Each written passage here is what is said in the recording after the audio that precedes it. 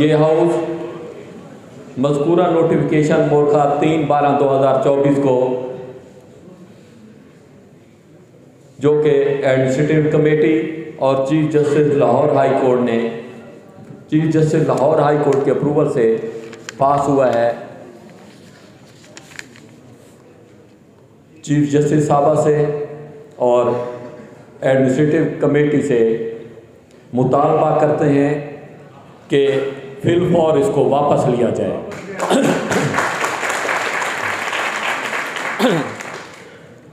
अगर ये नोटिफिकेशन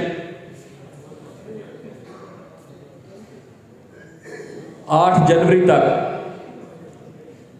वापस न लिया गया तो न सिर्फ हम इस नोटिफिकेशन को अदालत में चैलेंज करेंगे, बल्कि इसके खिलाफ भरपूर एहतजाज करेंगे और all Punjab lawyers convention high court bar Multan में बुलाएंगे।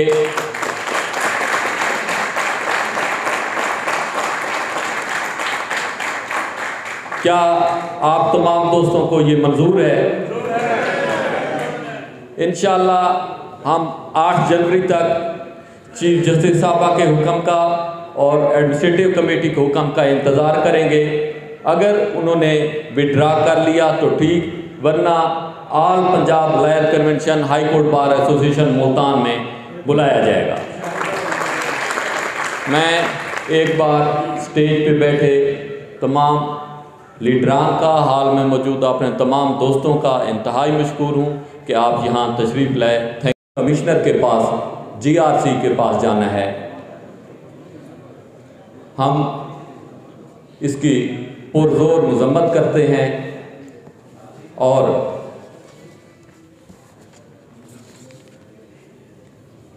हम आज के जनरल बॉडी के इजलास में मुतफ़िका तौर पर ये करारदाद पेश करते हैं कि हम मोरखा 3/12/2024 के मुतनाज़ा और गैर आइनी नोटिफिकेशन को मुस्तरद करते हैं।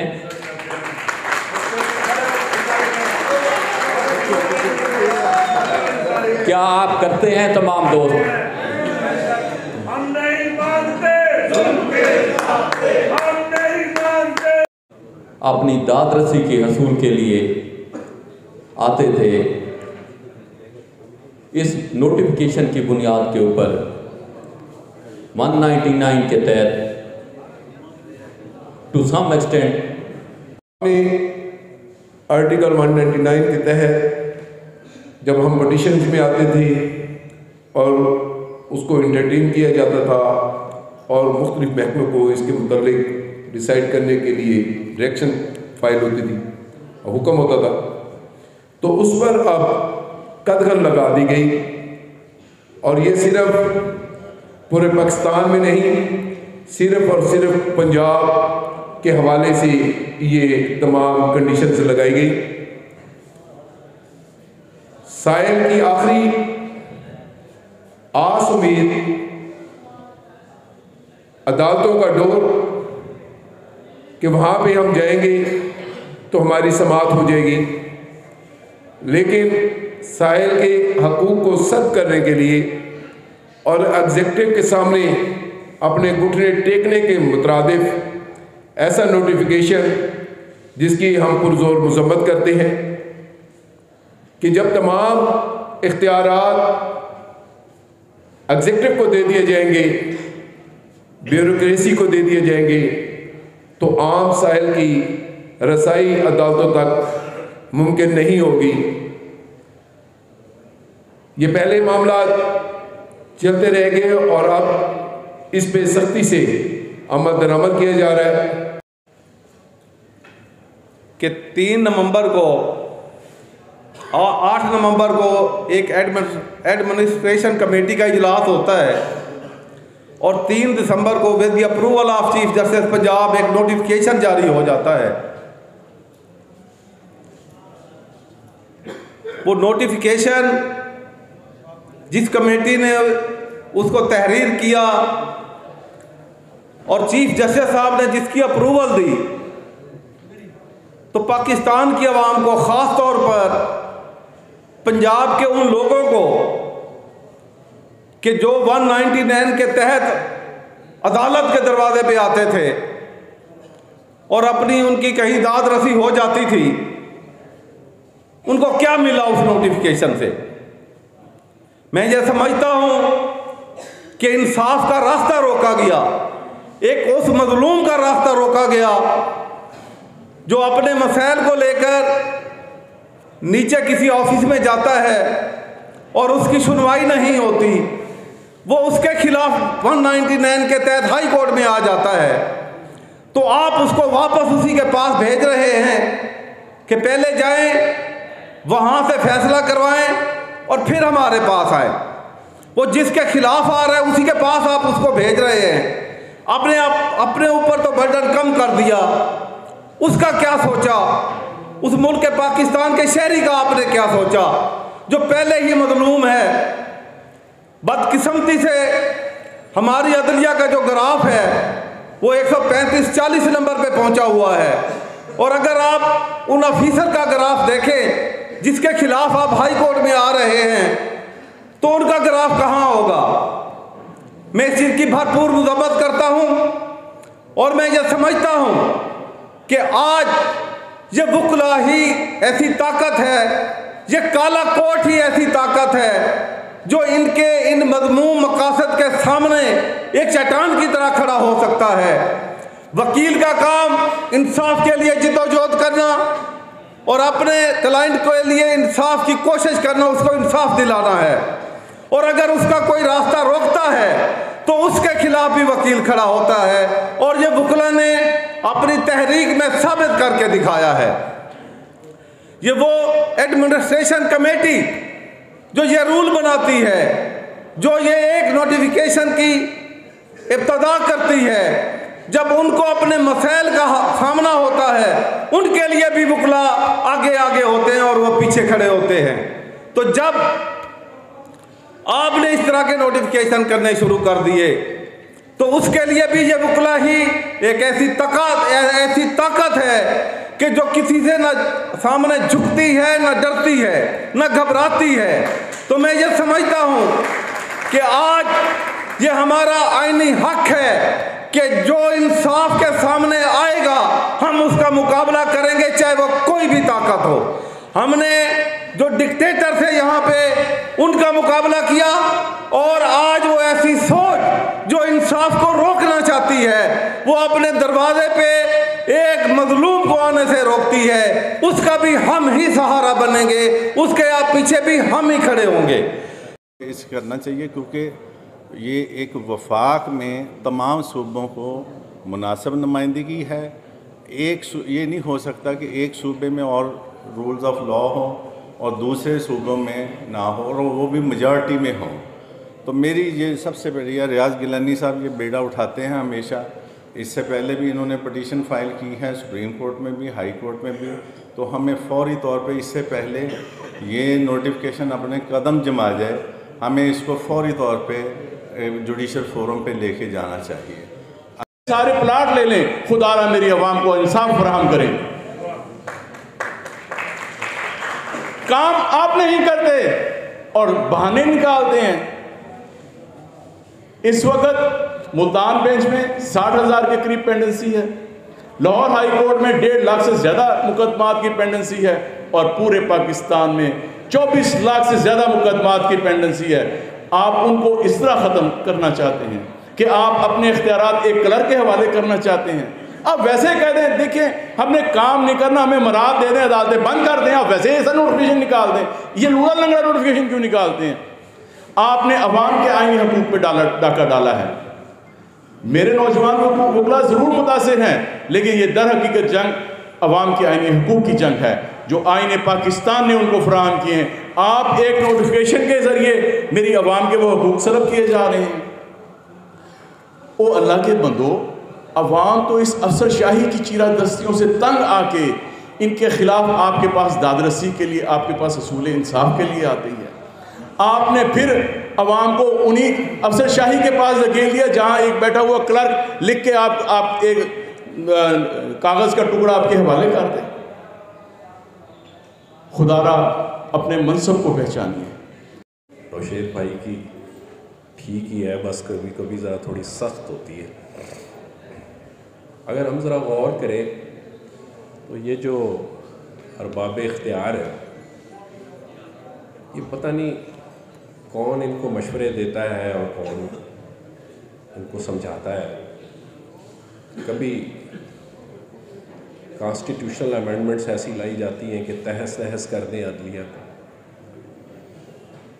और कभी उसी अदलिया से खैर से हमारे ख़िलाफ़ फैसले करवाते रहें।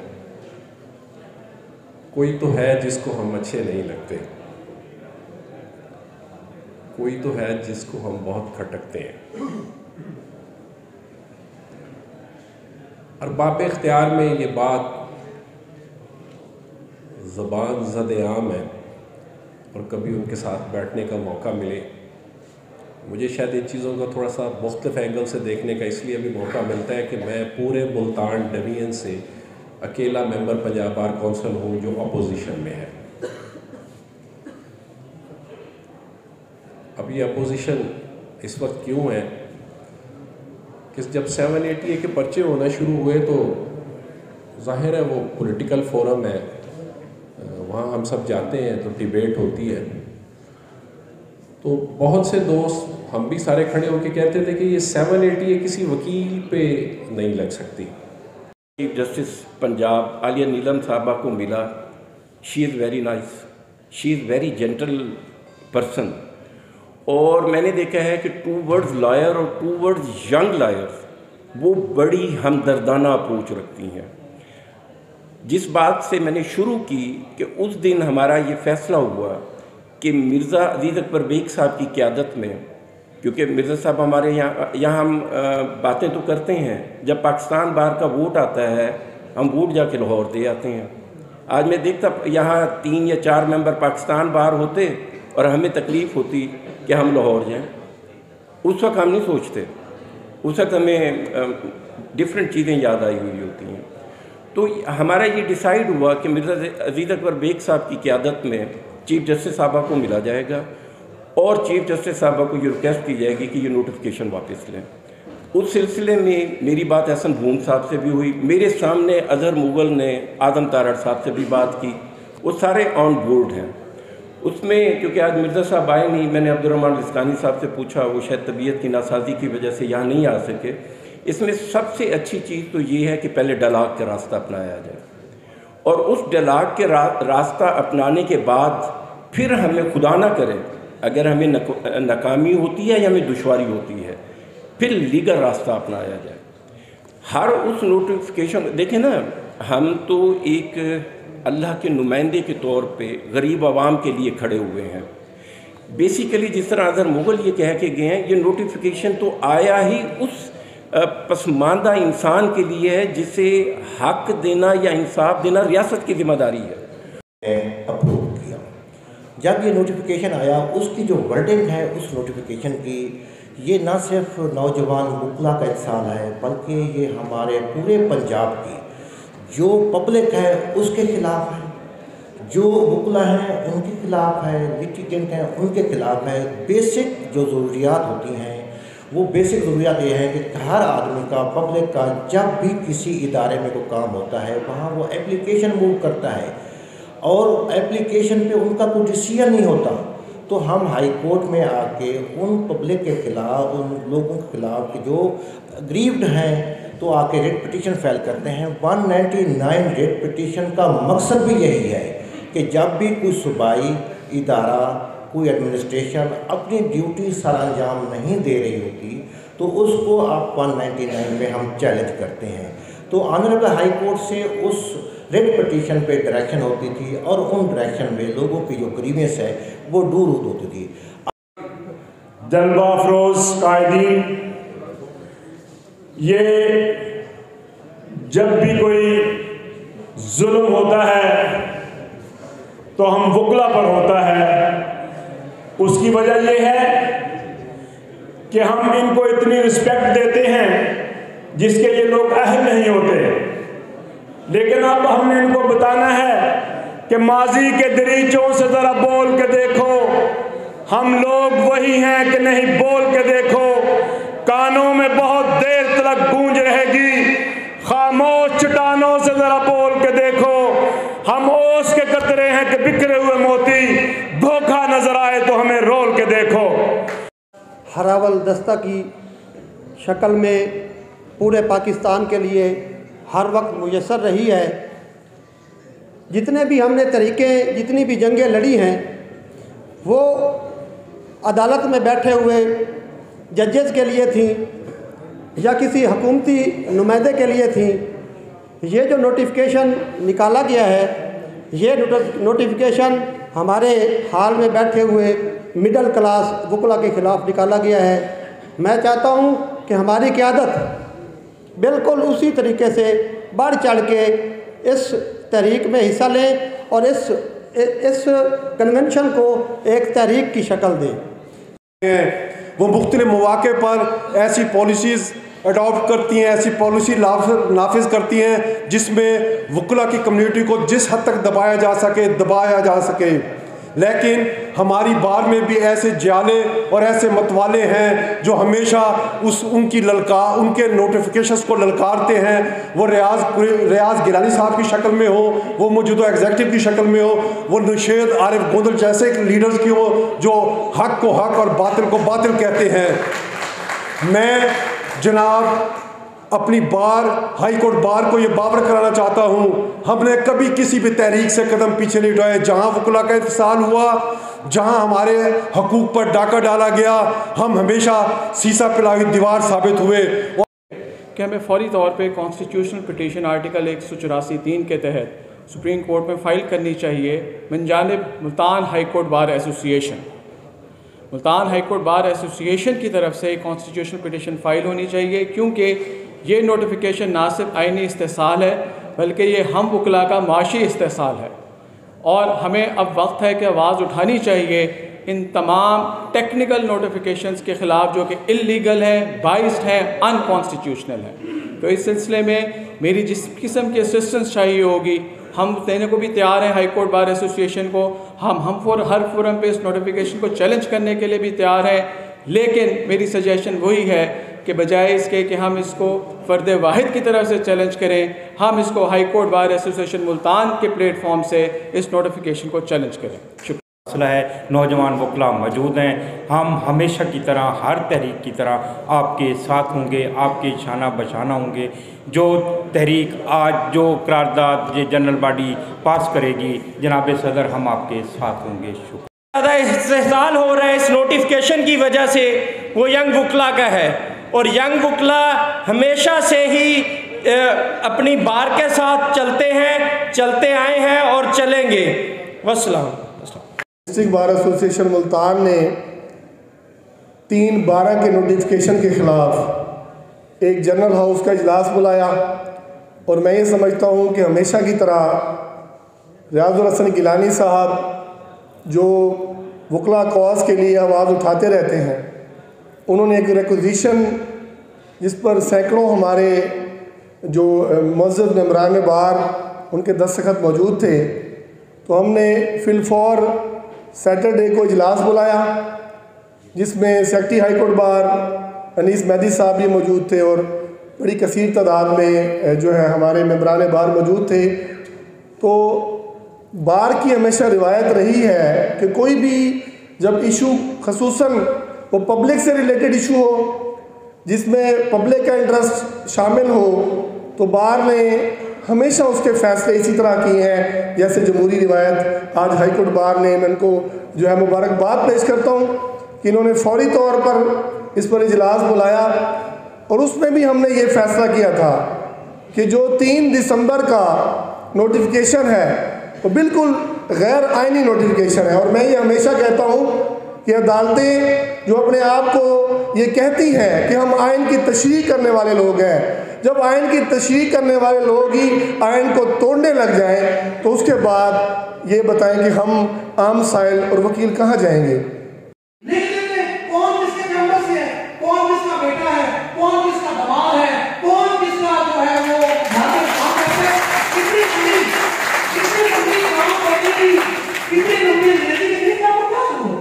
पे अपनी एप्लीकेशन दें। वो जब डिसाइड होगी देन उसके बाद आप उसको हाई कोर्ट में लेके आएंगे, डायरेक्ट आप रेट पिटीशन में नहीं आ सकते। तो ऐसा अमल सरासर खिलाफ कानून व खिलाफ आइन है।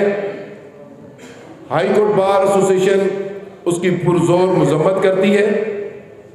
मैं इस हवाले से गुजारिश करूंगा जनाब सैयद आरिफ हसन शाह साहब से कि वो आए। जनाब secretary high court bar association Multan, मेंबरान Punjab bar council, executive high court bar association Multan,